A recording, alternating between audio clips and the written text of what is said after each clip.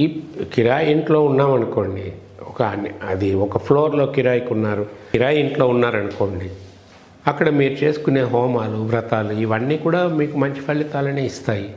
ఆ పక్కన ఉన్న వాళ్ళు ఉన్నారనుకోండి, వాళ్ళకు కూడా మంచి ఫలితాలను ఇస్తాయి. కేవలం మీకే మంచి ఫలితాలు ఇవ్వాలని ఏమీ లేదు.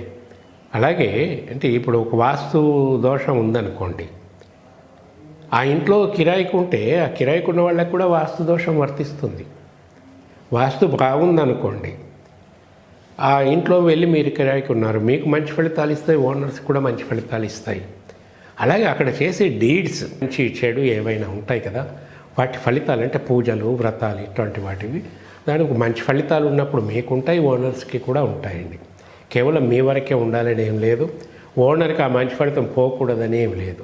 వాళ్ళు ఆ ఇంట్లో ఉన్నా లేకపోయినా సరే ఓనర్కి తప్పకుండా ఆ మంచి ఫలితంలో ఒక భాగం ఉంటుంది.